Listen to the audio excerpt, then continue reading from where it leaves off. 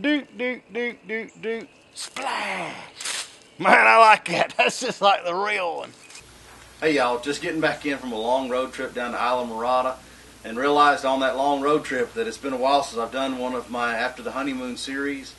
And the Cuda 14's been in our fleet longer than any other boat, so I kind of feel like I've done it an injustice by not adding it to the After the Honeymoon series. The Cuda 14 was actually my first Jackson. I got one, familiarized myself with it here on the river, and my next major trip with it was down to Clearwater, Florida, where I spent 3 days on open water bays, large white caps, and it really proved its seaworthiness to me there. The beauty of this one, of course, being the high-low position, and for me down there in the low position, I felt bulletproof, and it was an excellent boat for that trip. So Ethan chose it for our trip down to Isla Mirada, and we'll give you a chance to talk to him here in a little bit, since this is his boat. I moved on to the Big Tuna when the Big Tuna came out, and then, of course, the Big Rig a little bit later, and then the HD is what I'm paddling now. And so I've transitioned to larger boats. Now, for me, this was an excellent boat. Now, I didn't stand well in it just because of the narrowness of it, but I have a hard time standing in the driveway. It's just a balance issue.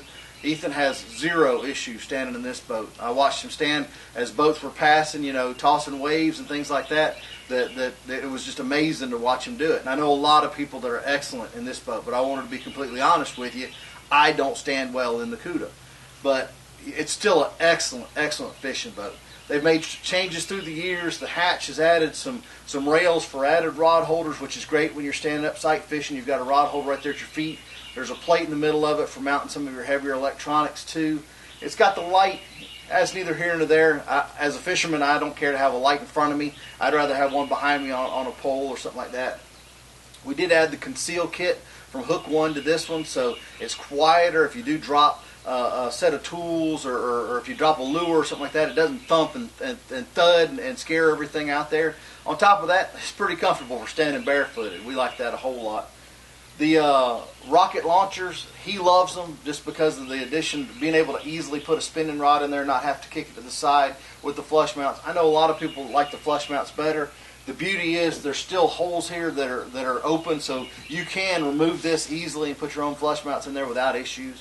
So I know a lot of the offshore guys that have gone to that, but it's all personal preference, and the Cuda is still able to customize to what you like.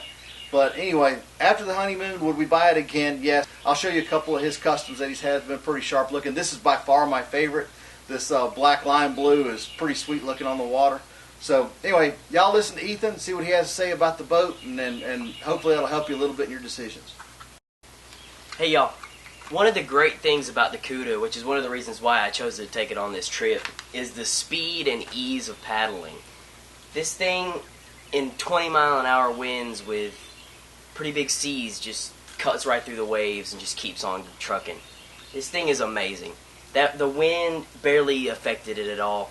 And normally when I'm in like my Kusa HD or even Realtree Kilroy or something like that, I don't always have trouble keeping up with other people, but I can stick with them, and sometimes I'll fall behind because I'm lazy.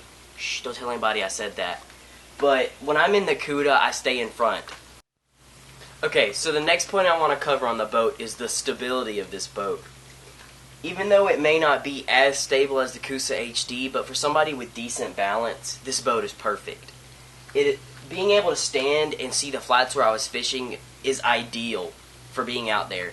And even in there being a light to medium chop with lots of boat traffic around and heavy winds, I had no problem standing in this boat.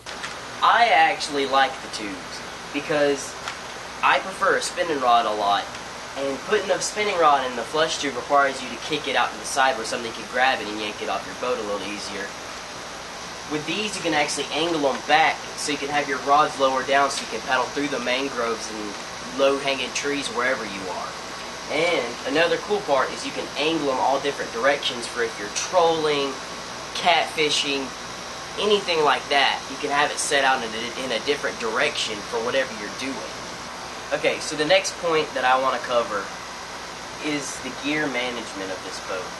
The tank well is large enough to fit an Orion 25, so if you're on a camping trip or out on a day trip, you can fit lunch, drinks, whatever you need in this cooler.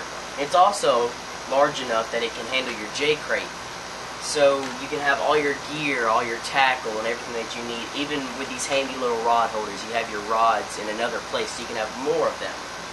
This boat is designed to handle either hardcore fishing, hardcore camping, or just a great day out on the water. Alright, there you have it from the owner of the boat himself. This has been the After the Honeymoon series with the Cuda 14. Hope this helps you out a little bit. Y'all take it easy.